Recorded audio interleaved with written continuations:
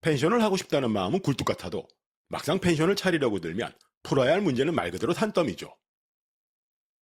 경치 좋은 곳에 땅을 사서 집을 지으면 그만일 것 같아도 설계사무소를 찾아간 순간 미처 알지 못했던 내용들이 마구 튀어나옵니다. 토지의 용도는 물론이고 건폐율이나 용적률 같은 얘기들이 오가는 순간 마치 머릿속이 하얘지는 기분이 들죠. 물론 얘기를 꺼낸 상대는 친절하게 설명해주면서 믿고 맡기면 된다고 하지만 이마저도 한두 푼이 드는 일이 아니라서 선뜻 결정을 내리기도 쉽지 않습니다. 실제로 저희에게 상담하러 오신 분 중에도 농어촌 민박은 뭐고 생활숙박업은 또 뭐냐는 질문을 던지는 분들이 많죠. 그 중에는 그저 막연히 저는 펜션을 하고 싶은데요 라고 얘기하는 분도 계십니다. 펜션이라는 이름은 법적인 지위를 가진 명칭은 아닙니다. 농어촌에서 운영되는 소규모 숙박시설을 통칭하는 일종의 지칭 대명사죠.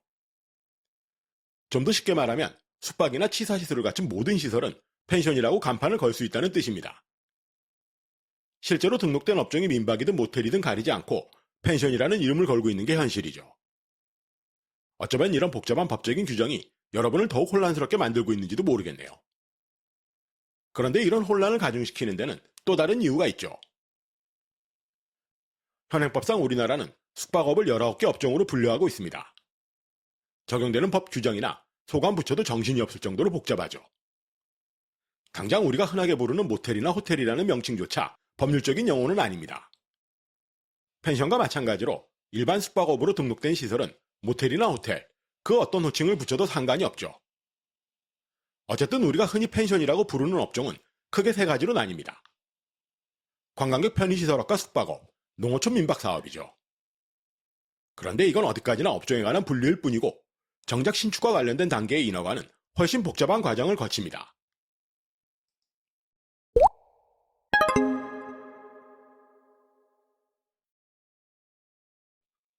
건축법상 농어촌 민박과 한옥체험업은 단독이나 다가구 주택에 해당하고 일반 숙박업과 생활숙박업은 숙박시설로 분류됩니다. 그래서 건축 허가 단계부터 거쳐야 하는 절차 자체가 다르죠. 허가가 까다롭지 않은 단독이나 다가구에 비해 일반 숙박업이나 생활숙박업은 일련의 복잡한 심의 과정을 거칩니다. 그런데 많이들 헷갈리는 부분이 관광펜션업이죠. 하지만 건축법상 관광펜션업으로 규정된 시설은 없습니다. 관광숙박업은 물론이고 생활숙박업이나 농어촌 민박도 관광펜션업으로 지정을 원하면 별도의 심사 과정을 거쳐서 관광펜션이 될 수 있습니다. 그래서 농어촌 민박이나 생활숙박업도 관광펜션으로 지정을 받으면 관광진흥자금을 신청할 수 있습니다. 이에 반해 한옥체험업은 별도의 과정 없이 곧바로 관광진흥자금을 신청할 수 있죠. 그뿐만 아니라 한옥체험업으로 등록된 시설은 근린생활시설로 용도를 바꾸면 보유한 주택수에서 제외할 수 있습니다. 최근에 감성한옥이라는 이름의 한옥체험업이 부쩍 늘어난 이유도 바로 이런 법률적인 규정 때문입니다. 앞에서 그 어떤 형태의 시설도 펜션이라고 간판을 걸 수 있다고 했죠. 하지만 실제로 절대 다수를 차지하는 건 농어촌 민박과 생활숙박업입니다. 아마 펜션을 차리려는 여러분이 선택할 가능성이 가장 큰 형태죠. 그런데 이 두 가지 시설에는 꽤 많은 차이가 있습니다. 농어촌 민박은 말 그대로 농촌이나 어촌에 지어진 단독이나 다가구 주택을 민박으로 신고해 사업하는 형태죠. 이와 정반대로 생활숙박업은 순수한 숙박시설로 지어진 건물입니다. 그래서 농어촌 민박은 신고제지만 생활숙박업은 신축 단계부터 허가를 받아서 지어진다는 점이 둘 사이의 가장 큰 차이죠. 이런 차이 때문에 농어촌 민박은 70평 미만의 단독이나 다가구만 신고를 받아주고 생활숙박업은 건축법상 명시된 건폐율과 용적률을 적용받습니다. 대신 농어촌 민박은 주택 신축이 가능한 모든 땅에 지을 수 있고 생활숙박업은 계획관리지역 이상인 땅에만 지을 수 있죠.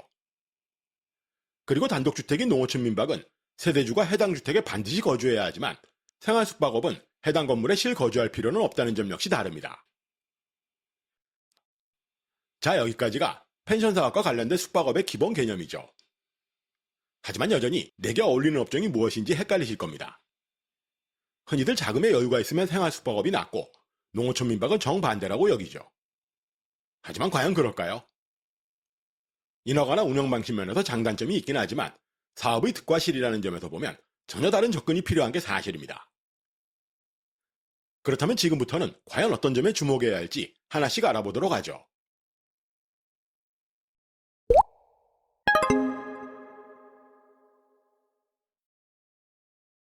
영문 단어인 펜션의 사전적인 의미는 연금을 뜻합니다.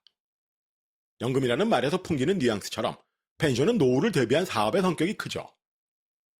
그래서 농촌에서 노년을 보내려는 분들이 농어촌 민박에 관심이 많은 게 사실입니다. 그런데 문제는 농어촌 민박의 신고 기준이죠. 70평 미만의 단독이나 다가구 주택에 집 주인이 거주하는 공간이 반드시 포함되어야 합니다. 쉽게 말하면 70평 전체를 객실로 쓸 수는 없다는 얘기죠. 이러다 보니 객실을 하나라도 더 많이 뽑고 싶은 분들은 농어촌 민박보다는 생활숙박업으로 눈을 돌립니다. 그런데 문제는 돈이죠. 생활숙박업으로 펜션을 만들려면 계획관리지역 이상인 땅을 구해야 합니다. 이미 가지고 있는 땅이 있으면 모를까 계획관리지역은 농어촌 민박을 지을 수 있는 땅보다는 가격이 훨씬 비쌉니다. 계획관리지역 자체가 장래의 도시로 편입될 것으로 예상되는 지역이기 때문입니다. 이에 반해 농어촌 민박은 주택 신축이 가능한 거의 모든 땅에 지을 수 있습니다. 그만큼 땅값도 싸죠. 실제로 제가 비슷한 시기에 문을 열어드렸던 두 곳의 펜션이 있었습니다. 한쪽은 평당 800만원짜리 바닷가 땅에 지은 생활숙박업이었고 또 다른 한 곳은 그보다 10배 저렴한 농림지역에 자리한 농어촌 민박이었죠. 하지만 막상 문을 열고 비교해보니 양쪽의 매출은 엇비슷했었습니다. 그렇다고 무조건 저렴한 땅에 농어촌 민박을 지으라는 얘기는 절대 아닙니다. 자신이 운영할 펜션의 규모와 성격에 맞는 업종을 택하는 현명한 판단이 필요하다는 의미죠. 농어촌 민박과 생활숙박업을 저울질하는 가장 큰 이유는 펜션의 규모 때문입니다. 농어촌 민박으로는 성에 차지 않는 사람들이 주로 생활숙박업을 택하죠. 하지만 여기엔 커다란 함정이 숨어 있습니다. 앞에서도 얘기했지만 생활숙박업으로 펜션을 차리려고 들면 상당한 투자를 각오해야 합니다. 물론 매출만 뒷받침되면 투자 비용에 대한 부담은 줄어들죠. 하지만 그마저도 말처럼 쉽지는 않습니다. 실제로 2000년대 초반에 등장한 펜션은 코로나19 전까지 꾸준히 규모를 키워왔었습니다. 전남 여수시 같은 곳들은 2015년 무렵부터 객실이 3, 40개나 되는 대형 펜션들이 줄줄이 문을 열었었죠. 하지만 코로나 기간을 지나면서부터는 규모를 줄이고 시설을 고급화시키는 방향으로 펜션 창업의 트렌드가 바뀌고 있습니다. 그렇다면 이런 변화의 이유는 뭘까요? 거리두기에 익숙해진 사람들이 독채 펜션이나 감성 숙소로 몰리면서 대형 펜션의 매출이 예전보다 큰 폭으로 줄어들었기 때문입니다. 물론 마음만 먹으면 농어촌 민박도 규모를 키울 수는 있습니다. 70평 미만의 단독주택 두세 채를 지은 다음 각각 농어촌 민박으로 신고해서 운영하면 되죠. 실제로 과거에는 여러 명의 가족 명의로 사업자 등록을 마친 펜션이 꽤 많았고 지금도 이런 경우를 심심찮게 봅니다. 하지만 최근의 경향으로 보면 굳이 이런 무리한 방식으로 규모를 키울 이유는 없죠. 생활숙박업도 마찬가지입니다. 반드시 규모를 키울 목적으로 생활숙박업을 택하는 건 아니죠. 1가구 2주택을 피할 목적이거나 평수 제한 없이 설계하고 싶은 분들은 규모가 작아도 생활숙박업을 택하시더군요. 규모에 대한 집착에서 벗어났다는 점에서는 바람직하지만 이런 사소한 이유보다는 내가 운영할 펜션의 성격에 맞는 업종을 택하는 게 현명합니다.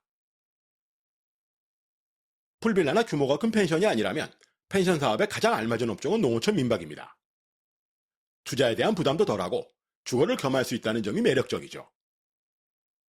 하지만 키즈 펜션은 농어촌 민박보다는 생활숙박업이 어울립니다.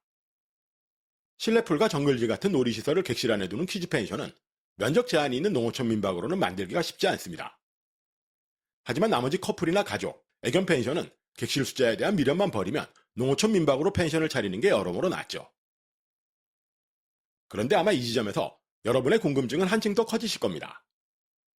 과연 단독이나 다가구로 설계되는 농어촌 민박으로 남들보다 뛰어난 펜션을 만들 수 있을까 하는 의문 말이죠. 하지만 고정관념을 깨고 전혀 다른 시각에서 접근하면 농어촌 민박만으로도 충분히 매력적인 펜션을 만들어낼 수 있습니다. 적어도 지금까지의 제 경험상 아무런 문제는 없었죠.